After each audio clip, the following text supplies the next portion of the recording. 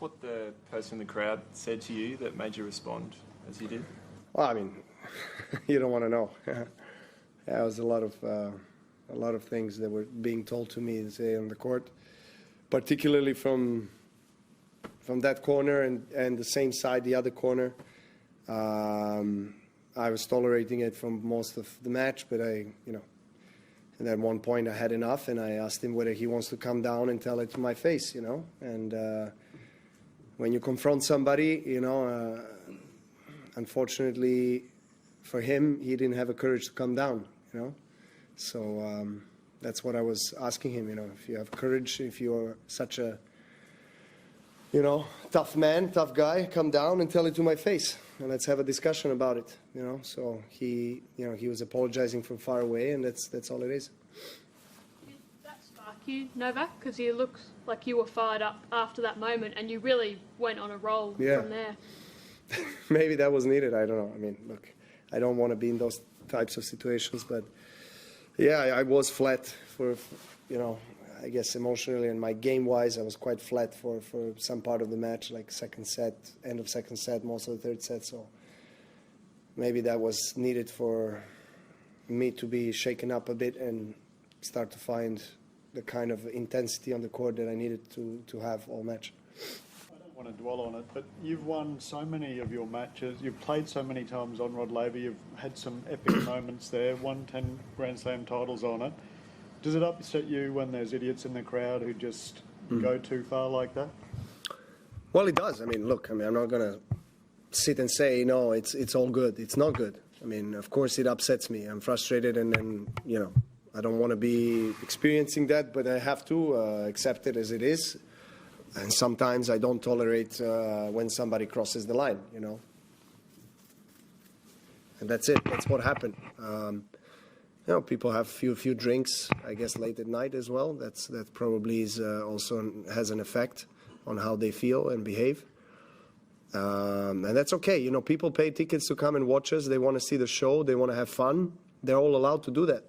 There's no issue. I mean, in terms of whether I never asked anyone to leave the stadium. I never asked the chair umpire to take somebody out.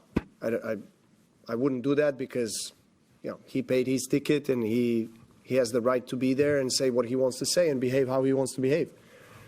But if somebody crosses the line, then I'm going to take it to him, and as I did to this guy, and just ask him if he wants to come closer and tell me what he wants to tell me. Offend me, insult me, as he did. So that's all it is. He was not really keen on coming down. That's what it was. Another tough match in this beginning of the tournament.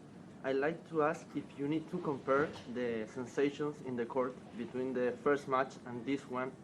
That sensations are better, are worse, are something topic of your game that you feel that maybe you improve? Well, look, I haven't been playing or feeling at my best the last week or so, and it's frustrating at times with the kind of a level of tennis that I'm playing on the court and some uncharacteristic mistakes, that I make. But at the same time, that's that sport. You can't always feel your best or play your best, and you have to find a way to win, which I did against the two, I think, players who possess great quality, who came out on the court believing that they can win. They were both confident. They were both hitting the ball very well. Tactically had a lot of clarity what they need to do against me, and it was working well. So again, another very close match that was decided in that third set, like the first round.